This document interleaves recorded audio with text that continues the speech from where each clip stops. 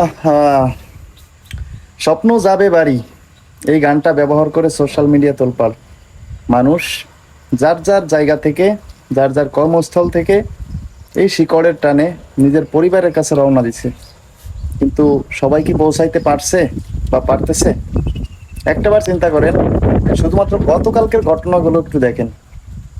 ট্রেনের নয়টা বগি লাইনচ্যুত হয়ে গেছে, রাস্তায় যেখানে সেখানে বাস উল্টে যাচ্ছে, এমনকি নদী পথে একটা লঞ্চের উপরে আর একটা লঞ্চ উঠে যাচ্ছে, যেই অসচেতনতার কারণে হাজার হাজার প্রাণ চলে যাচ্ছে। একটাবার চিন্তা করেন, আমরা সবাই চাই যার যার পরিবার কাছে পৌঁছাইতে। আমরা স্টোরি দেই স্বপ্ন যাবে বাড়ি, কিন্তু সবাই কি যার যার বাড়ি পৌঁছাইতে পারতেছে? যার যার মায়ের কোলে পৌঁছাইতে পারতেছে? পারতেছে সন্তান স্ত্রী তাদের মুখ দেখতে? না। সাম্প্রতিক সময়ে ঘটে যাওয়া যত অনাকাঙ্ক্ষিত দুর্ঘটনা, এইগুলো দায় আসলে কার? এটা কি শুধুই ভাগ্যে আছে তাই হইছে এমন কিছু?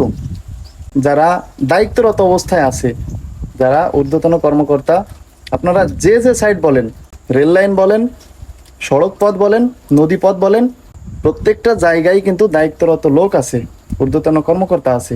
তারা এই বিষয়টা নিয়ন্ত্রণ করতে ব্যর্থ হচ্ছে, আর যেই অসচেতনতার কারণেই এমন দুর্ঘটনা ঘটতেছে।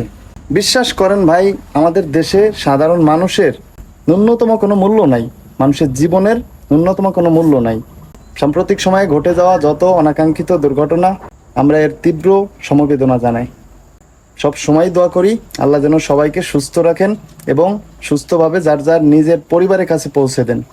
আমিন।